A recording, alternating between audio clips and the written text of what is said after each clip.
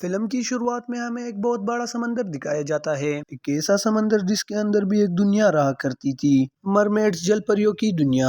कहानी की शुरू में हम एक बहुत बड़े शिप को देखते हैं जिसमें बहुत से लोग थे जो समंदर से इंटीक्स यानी खास चीजें जमा करने आया करते थे और फिर उन्हें बेच दिया करते। इस शिप में एक प्रिंस भी होता है जिसका नाम एरिक होता है। उसे भी ऐसी खास चीजें इकट्ठे करने का बहुत शौक था, इसीलिए वो भी कभी इनके साथ बहरी जहाज के सफर के लिए निकल आता। आज के दिन मून फेस्टिवल था। कहा जाता था कि जल परियां आज रात पानी से निकलकर बाहर आती है। अब इस शिप में जितने भी लोग थे वो आज रात जल परियों को पकड़ना चाहते थे। एरिक बहुत ही नेक और एक अच्छा प्रिंस था। वो सबको ऐसा करने से मना करता है। एरिक के साथ हमेशा एक आदमी रहा करता था जो क्वीन का बहुत खास था और एरिक का गार्डियन भी। वो एरिक को समझाता है कि देखे प्रिंस, आपको ये सब कुछ छोड़ना होगा। आप जानते नहीं इस बात को, बाकी के शिप समंदर से बहुत खास सामान लेकर जाते हैं, तो हम ऐसे छोटे मोटे सामान को क्यों लेकर जाए। मगर एरिक को तो इन सब कामों से दूर रहना था। जिसके बाद समंदर की दुनिया दिखाई जाती है। समंदर की गहराइयों में एक बहुत ही खूबसूरत दुनिया बसा करती थी, ऐसी दुनिया जो हम अपने ख्यालों में भी नहीं देख सकते। समंदर के अंदर एक किंग रहा करता था जिसे पानी का देवता भी कहा जाता था। उनकी 7 बेटियां होती है। वो अपने 6 बेटियों को अपने पास बुलाते हैं, मगर यहाँ पर उनकी 7वीं बेटी नहीं होती है, यानी कि सबसे छोटी, जिसका नाम एरियल था। किंग यहाँ पर क्रेप अपने केकड़े को बुलाता है। वो था तो एक क्रेप, पर किंग की हर बात मानता था, इसीलिए किंग अब उसे एरियल को ढूंढने के लिए भेज देता है। क्रेब एरियल को ढूंढने के लिए निकल गया था। हमें पता चलता है कि एरियल इंसानों की चीजों की बहुत शौकीन है। अक्सर वो इंसानों की चीजों की तलाश में बहुत दूर चली जाती थी। एरियल की एक दोस्त भी है जो एक फिश है, वो अक्सर उसके साथ रहा करती थी। एरियल हमेशा समंदर में डूबे हुए टूटे शिप्स पर जाती थी और इंसानों की चीजों को देखा करती थी। जो उसे अच्छी लगती वो उसे अपने पास भी रख लेती थी। अब समंदर में उसे टूटा हुआ शिप नजर आता है जो बहुत दूर था। जब ये उस जगह पर जाने वाली थी तो मछली इसे रोक लेती है और कहती है देखो दूर मत जाना, पर एरियल नहीं सुनती और शिप में चली गई थी जहाँ उसे इंसानों की और भी बहुत सी चीजें मिलती है। तभी वहाँ पर एक बहुत बड़ी शार्क आ जाती है। उसने एरियल पर हमला कर दिया था, मगर एरियल उसे जाल में फंसा कर निकल गई थी। उसका एक परिंदा दोस्त भी था। दरअसल उसे शिप से एक कांटा मिला था जिसे लेकर वो अपने परिंदे दोस्त के पास जाती है कि इसे किस चीज के लिए इस्तेमाल किया जाता है। इसको इन बातों का पता तो नहीं था। वो एरियल को कहता है इससे तो बाल बनाए जाते हैं। ये सुनकर एरियल भी उससे बाल बनाने लगी थी। तभी यहाँ पर क्रेब आ जाता है जो किंग का पैगाम लेकर आया था। वो बताता है कि क्या आप जानती है आज मून फेस्टिवल है। ये सुनकर एरियल जल्दी जल्दी तेजी से तैर के यानी कि अपनी डेट की मीटिंग में पहुंच गई थी। यहाँ समंदर में हमें सी विच यानी समंदर की जादूगरनी दिखाई जाती है जिसके बहुत बड़े बड़े टेंटिकल्स थे, बिल्कुल ऑक्टोपस की तरह। उस विच ने एरियल पर नजर रखी हुई थी। खैर एरियल अपने डेट के पास आ चुकी थी जहाँ पर उसके डेड उससे बहुत नाराज थे। वो पूछते कि तुम कहाँ पर थी। एरियल बताती है कि वो इंसानों की चीजों को देख रही थी। ये सुनकर किंग यानी उसके डेड को गुस्सा आ गया था। एरियल अपने डेड से कहती है कि मुझे समझ नहीं आती आप इंसानों से इतनी नफरत क्यों करते हैं। दरअसल एरियल की मॉम की मौत के जिम्मेदार इंसान ही थे, इसीलिए एरियल के डेड इंसानों से नफरत किया करते थे। किंग उसे कहती है कि आइंदा तुम इंसानों से जुड़ी चीजों के पास कभी नहीं जाओगी। ये सुनकर वो गुस्से में वहाँ से चली गई थी। किंग जानते थे कि एरियल उनके बातों को नहीं मानेगी, इसीलिए वो क्रेप को एरियल के पीछे उसके ध्यान रखने के लिए भेज देता है। वो नाराज होकर अपने कमरे में आ गई थी जहाँ पर उसने इंसानों की बहुत सी चीजें जमा की थी जो भी शिप डूबा करती थी या फिर उसके अंदर से चीजें आकर समंदर में गिर जाया करती थी। तो एरियल उन चीजों को यहाँ पर लाकर जमा करती जिनमें कॉइन्स, बटन और किताबें बहुत सी चीजें थी।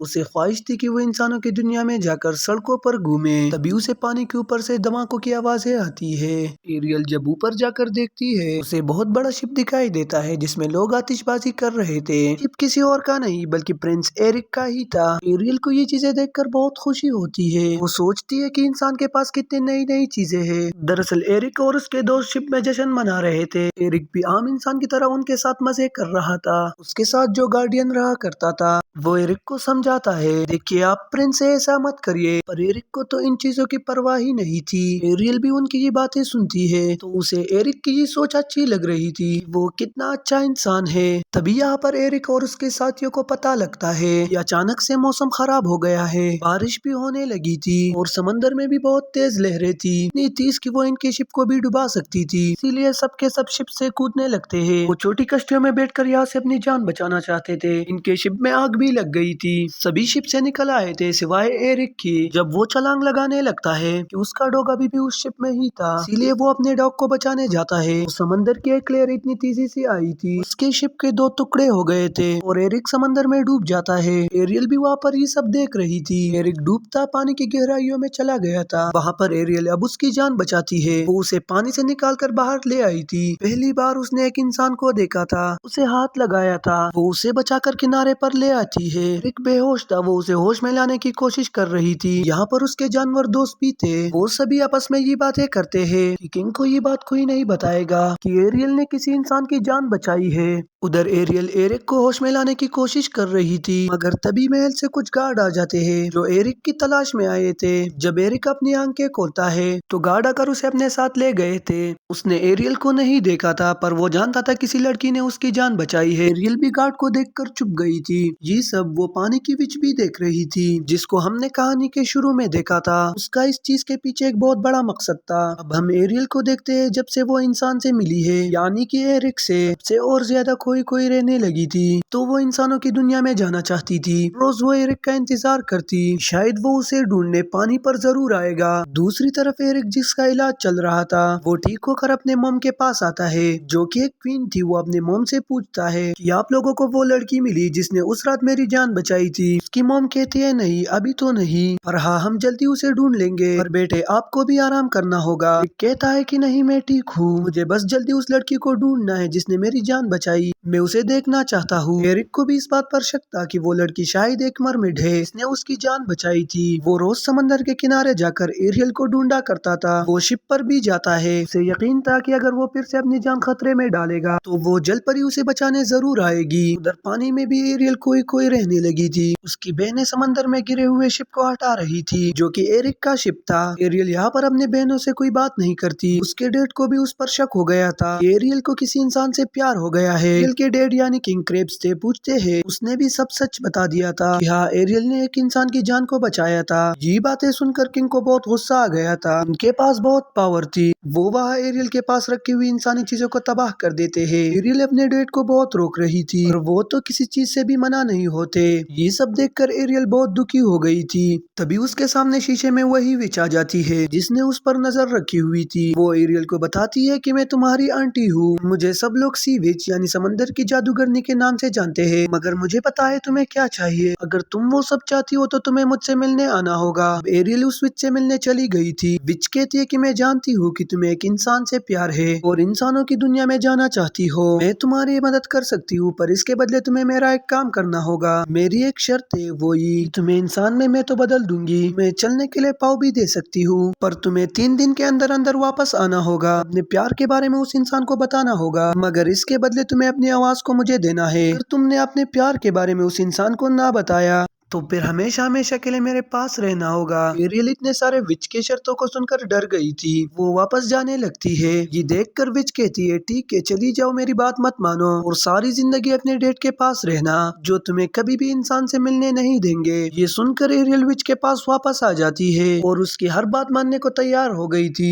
अब विच उस पर जादू करती है। इससे पहले वो एरियल की आवाज को एक लॉकेट में कैद करके अपने गले में डालती है। इसके बाद उसने एरियल को जलपरी से एक इंसान में बदल दिया था। एरियल जो कि अब एक इंसान बन चुकी थी, तो उसका पानी में रहना मुश्किल हो रहा था। वो तैरते किनारे पर आ जाती है। दरअसल ये सारा कुछ विच की एक चाल थी। एरियल के डैड यानी किंग को हराकर समंदर की रानी बनना चाहती थी। वहाँ पर एक मछुआरा जो मछलियाँ पकड़ रहा था, तो उसके जाल में एरियल आ जाती है। मछुआरा उसे देखकर काफी हैरान था। उसे कहता है, फिक्र ना करो, मैं तुम्हें अपने क्वीन के पास ले जाऊंगा, वो तुम्हारा अच्छे से ख्याल करेंगी। एरियल जब अपने पाँव देखती है तो काफी खुश थी। उधर उसके पास उसके जानवर दोस्त भी आ जाते हैं। वो भी जान चुके थे कि एरियल अब जलपरी नहीं बल्कि एक आम इंसान बन चुकी है। खैर, मछुआरा उसे अपने क्वीन के पास ले आता है, जो कोई और नहीं बल्कि एरिक की मॉम थी। यहाँ पर एरियल का बहुत अच्छे से ख्याल रखा जाता है। उसे नहला धुला कर कपड़े पहनाए जाते हैं। इंसानों की दुनिया में आकर बहुत खुश थी। इधर वो गाना भी गाती है, पर उस बेचारी की तो कोई आवाज ही नहीं थी जिसका सौदा इसने विच के साथ किया था।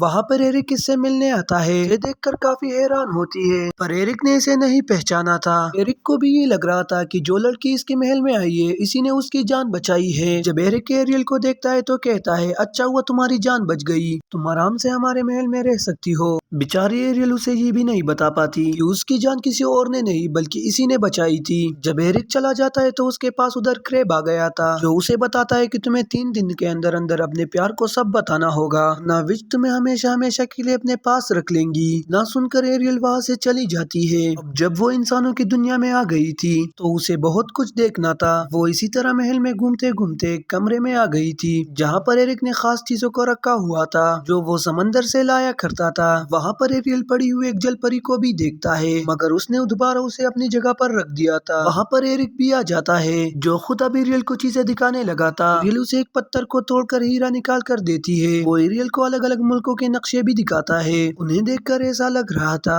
दोनों एक दूसरे के साथ बहुत खुश रहने लगे हैं। इसी दौरान एरिक का गार्डियन आता है जो उसे खुश देखकर ये पूछ रहा था कि अभी भी हमें उस लड़की को ढूंढना चाहिए जिसने आपकी जान बचाई थी। एरिक कहता है, हाँ उसे मत भूलना, और हमें एक सवारी चाहिए, मैं खुद उस लड़की को ढूंढना चाहता हूँ। एरिक के लिए घोड़ा गाड़ी का बंदोबस्त किया गया था। ये एरियल को अपने साथ लेता है और चला गया था। समंदर के किनारे एरियल घोड़ों को बड़े मजे से भगा रही थी। ये गाँव में आ जाते हैं जहाँ पर एरियल बहुत सी नई चीजों को देखती है। एरिक के साथ डांस भी करती है। उसने उसके लिए एक कैप को भी खरीदा था। रात को एरिक एरियल को किश्ती में बिठाकर समंदर की सैर करवाने के लिए ले गया था। वहाँ पर एरियल के जानवर दोस्त भी थे जो बातें कर रहे थे कि अब सही मौका है को अपने दिल की बात एरिक को बता देनी चाहिए, क्योंकि इन दोनों के दरमियान में प्यार हो चुका है। अगर एरियल एरिक को किस कर देती तो हमेशा हमेशा के लिए वो इंसान बनकर एरिक के पास रह सकती है और विच के पास कभी भी जाना नहीं पड़ेगा। वो दोनों कश्ती में जाते हुए बहुत मजे करते हैं। तभी विच अपने जादू से कश्ती को पलट देती है। वो दोनों बच गए थे और अब विच ही जानना चाहती थी आखिर वो दोनों इतना करीब कैसे आ सकते हैं। अगर समंदर में एरियल के डैड अपनी बाकी बेटियों से पूछता है कि एरियल कहाँ पर है, इसके बारे में किसी को भी कुछ नहीं पता था। उसकी बहनें भी एरियल को ढूंढने के लिए निकल गई थी। पर इंसानों की दुनिया में एरियल और एरिक वापस से महल में आ गए थे। यहाँ पर एरिक का गार्डियन जो उसे इतना खुश देखता है तो एरिक को कहता है कि मुझे लगता है आपको वो लड़की मिल गई है जिसकी आपको तलाश थी, इसके साथ आप हमेशा खुश रह सकती है। मुझे लगता है हमें उस लड़की को नहीं ढूंढना चाहिए। पर एरिक अभी भी अपने दिल से मुतमईन नहीं था। वो अभी भी उस लड़की से मिलना चाहता था। वो अब समंदर के किनारे चला जाता है, आवाजें देने लगता है कि आखिर उसकी जान को किसने बचाया था। विदुन से निकलकर एक लड़की पत्थर पर आकर बैठ गई थी। एरिक समझता है कि यही वही लड़की है जिसने मेरी जान को बचाया था। वो उसे अपने साथ महल में ले आता है। अगले दिन एरियल के जानवर दोस्त उसे जगाते हैं और ये कहते हैं कि आज तुम्हें बहुत काम है, तुम्हें बहुत कुछ करना है। मैं एरिक को बताना है कि तुम उससे प्यार करती हो। एरियल जल्दी जल्दी तैयार होती है, एरिक के पास जाती है और वो उस लड़की के साथ था जो कल रात उसे मिली थी। वो अपने मोम को बता रहा था कि मोम यही वो लड़की है जिससे मैं प्यार करता हूँ, इसने मेरी जान को बचाया था। लड़की के गले में एक लॉकेट चमक रहा था। एरियल ये बातें सुनकर बहुत दुखी हो गई थी। महल से बहुत दूर चली जाती है। एक रात उसका परिंदा दोस्त गाने की आवाज सुनता है। वो किसी और की नहीं बल्कि एरियल की आवाज थी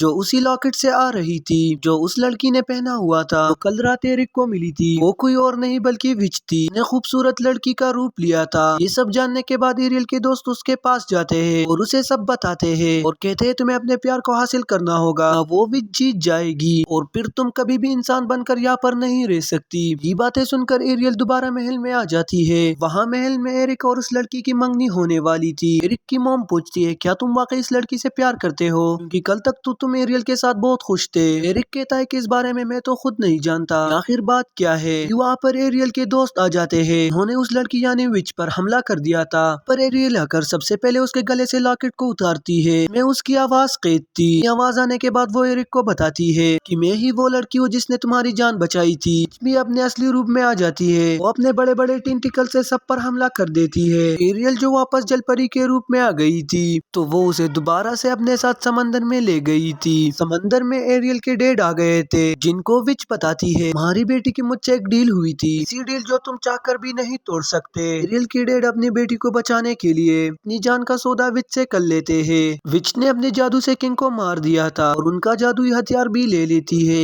विच का मकसद तो पूरा हो गया था। वो पूरे समंदर की क्वीन बनना चाहती थी, तो उसने हासिल कर लिया था। वो एरियल एरियल को मारने वाली थी। तभी समंदर में एरियल को बचाने एरिक भी आ गया था। वो अपने ऊपर जादू करती है और खुद को एक बहुत बड़े ऑक्टोपस में बदल लिया था जो पूरे समंदर जितना था। एरिक भी एक शिप पर लटका हुआ था। एरियल एरिक को बचाने की कोशिश कर रही थी। उधर विच एरियल को मारने के अलग अलग तरीके अपना रही थी। एरिक एक पहाड़ पर बैठ जाता है। एरियल जो कि शिप के पास थी उस शिप को घुमाकर विच के अंदर घुसा देती है जिससे उसका सारा जादू खत्म हो गया था और वो एक आम इंसान बनकर खत्म हो जाती है। विच के मरने के बाद एरियल के डेड किंग भी जिंदा हो गए थे। एरियल अपने डेड का जादुई हथियार उन्हें ला कर देती है। वो अपने यहाँ एरिक के बारे में कोई बात नहीं करती क्योंकि उसके डेड ने उसके खातिर अपनी जान को दे दिया था। उधर एरिक भी तैरकर समंदर के किनारे आ जाता है। अपनी मॉम से कहता है कि मुझे समंदर के अंदर जाना है एरियल को लाने। उसकी मॉम उसे समझाती है, देखो ऐसा नहीं हो सकता, तुम एक आम इंसान हो कि वो एक जल परी है, इस दुनिया में जा चुकी है। मंदिर में एरियल के डेड क्रेब से पूछते हैं क्या मैंने सब कुछ ठीक किया? अगर सब कुछ ठीक हो गया है तो फिर मेरी बेटी इतनी उदास क्यों रहती है? क्रेब बताता है कि आपकी बेटी की खुशी इंसान बनने में है और एरिक के साथ है जिससे वो प्यार करती है। ये सब सुनने के बाद किंग अपनी बेटी को इंसान में बदल देते हैं। उधर एरिक अब तक एरियल का इंतजार कर रहा था। आखिरकार एरियल एक इंसान बनकर एरिक के पास पहुंच जाती है। वो दोनों मिल गए थे। इसके बाद एरियल हमेशा इंसान बनकर रहेगी। महल के अंदर दोनों की शादी हो जाती है। पूरी दुनिया घूमने के लिए ही तैयार थे।